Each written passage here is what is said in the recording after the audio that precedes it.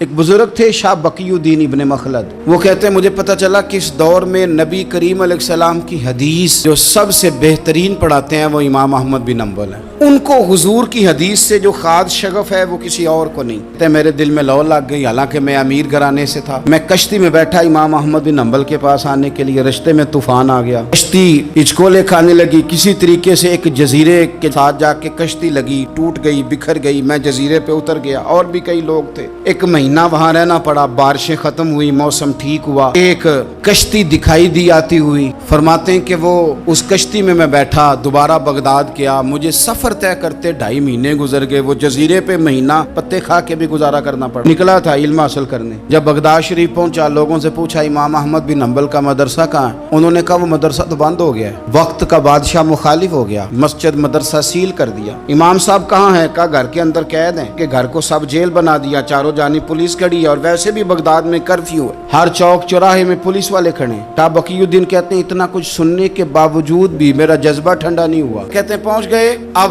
پتہ چلا کہ کرفیو ہے، سڑکوں پہ پولیس کھڑی ہے، گلیوں میں چوکوں چوراہوں میں پہرے ہیں۔ کہتے ہیں میں نے ایک شخص کی منت کی، میں نے کہا کسی طریقے گاڑی بتا۔ کہنے لگا میں اشارہ بھی نہیں کر سکتا، سخت حالات ہیں، کوئی طریقہ۔ میں نے جب زیادہ تڑپ کے کہا تو وہ شخص کہنے لگا میں ان کے گھر کے قریب تجھے لے جاؤں گا اور گزرتے وقت صرف آنکھ کا اشارہ کروں گا۔ کہتے ہیں میں نے کہا یہ بھی ٹھیک ہے۔ ان کے دروازے کے قریب اس نے اشارہ کیا۔ بقیُدین کہتے ہیں کہ میں گھر دیکھ کے آ گیا واپس۔ اب میں سوچنے لگا کہ کیسے امام صاحب تک پہنچنا ہے، بڑی تجویزیں سوچیں، بڑی تجویزیں، کام والا بن جاؤں، پھیری لگانے لگ جاؤں۔ پھر سوچا کہ اگر میں کچھ بیچوں گا ریڑھی پہ رکھ کے تو کوئی خریدنے نکلے گا، کوئی نہیں نکلے گا، کس طرح کروں، کیا کروں، بڑی سوچیں۔ بالآخر میں نے طے کیا، اللہ اکبر، میں نے نہ کپڑے پھاڑ لیے، امامہ اتار دیا۔ فرماتے ہیں کہ ایک پیالہ مٹی کا خرید کے گلے میں رسی سے باندھ لیا۔ امام احمد بن حنبل کی 3 گلیوں پیچھے میں نے دروازہ صدا لگانی شروع کی، فقیر ہوں، اللہ کے نام پہ لینے آیا ہوں۔ کہتے ہیں ایک ایک دینار مانگتے مانگتے مانگتے مانگتے میں امام احمد بن حنبل کے دروازے تک آیا۔ امیر گھر کا بچہ تھا، بڑے پیسے جیب میں ہوتے تھے۔ امام کے دروازے پہ صدا لگائی،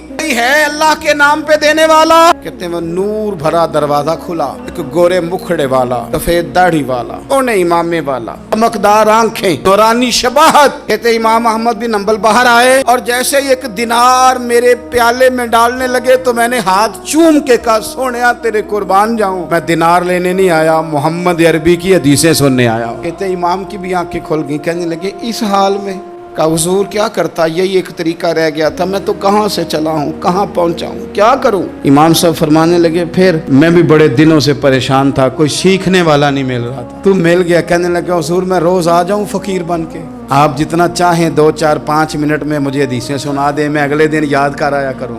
2 سال لگ گئے، شاگرد کہاں ملیں گے ایسے، ہم مرید ملیں گے، گزر گیا دور۔ کہتے ہیں کہ میں نہ ہر روز فقیر بن کے جاتا، 3 گلیاں پیچھے مانگنا شروع کرتا، کوئی شک نہ کرے۔ 2 سال دروازے پہ جاتا، آگے پیالہ کرتا، امام ایک دینار ڈالتے اور مصطفیٰ کی حدیثیں سناتے۔ کہتے ہیں حالات بدل گئے، 2 سال کے بعد امت بدل گئی، امام کا مدرسہ بحال ہو گیا، رش ہو گیا۔ بادشاہ بڑا عقیدت مند تھا، جو نیا آیا اس نے بڑا کر کے ادارہ بنا کے دیا۔ جس دن میں گیا تو رش لگا ہوا تھا۔ کہتے ہیں حالات بدلے تو ہم نے بھی کپڑے بدلے،